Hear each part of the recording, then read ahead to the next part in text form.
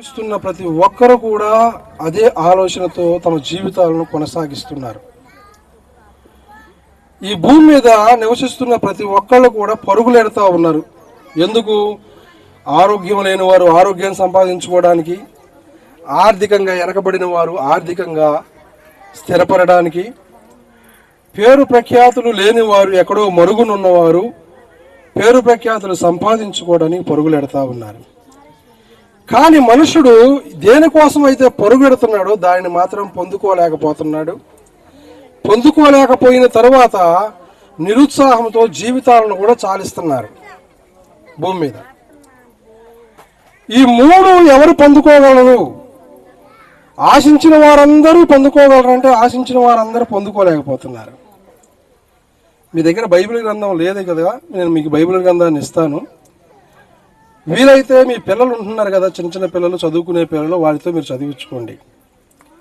సామెతల గ్రంథంలో దేవుని ఉపదేశాలను ఎవరైతే వింటారో, దేవుని మాటను ఎవరైతే వింటారో, ఎవరైతే దేవుడి యందు భయభక్తులు కలిగి ఉంటారో వాళ్ళు మాత్రమే ఆ దేవుని దీవెనను పొందుకొని ఆరోగ్యాన్ని సంపాదించుకోగలరు, ఆ ఐశ్వర్యాన్ని సంపాదించుకోగలరు, పేరు ప్రఖ్యాతులు సంపాదించుకోగలరు. ఈరోజు ఇక్కడ నేను నిలబడ్డానంటే ఒక 25 సంవత్సరాల క్రితం నేను కూడా చాలా పేదరికాన్ని అనుభవించా, చాలా కష్టాలు పడ్డా, చాలా కష్టపడ్డా బ్రతకడానికి, చాలా దురలవాట్లకు లోనైపోయాం. వాటన్నిటిని వదిలి దేవుని పాదాల చెంత కూర్చోగలిగాను కాబట్టి ఈరోజు నేను చక్కగా బతకగలుగుతున్నాను. నాతో పాటు 10 మందిని పెంచి పోషించడానికి దేవుడు సామర్థ్యం ఇచ్చాడు.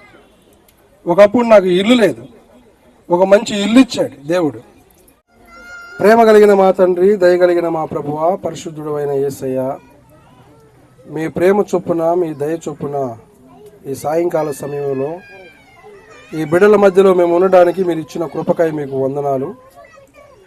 దయగలిగిన తండ్రి, ఈ ప్రాంతంలో నివసిస్తున్న ఈ బిడ్డలను మీరు ప్రేమించి మమ్మల్ని నడిపించినందుకై మీకు స్తోత్రాలు. వీరందరి క్షేమం కొరకు మేము ప్రార్థిస్తూ ఉన్నాం. మీ దయలో, మీ కృపలో వీరి జీవితాలను, కుటుంబాలను భద్రపరచండి. ఈ ప్రాంతంలో నివసిస్తున్న చిన్నలకి పెద్దలకి మీ కాపుదల దయచేయండి. మీ బిడ్డలందరూ మీ ప్రేమను ఎరిగిన వారై, మీ రక్షణ కవచాన్ని ధరించిన వారై, మీ నామ మహిమార్థమై ఆశీర్వాదాలు పొందుకుంటూ ఆనందమయమైన జీవితాలు జీవించడానికి సహాయం చేయండి.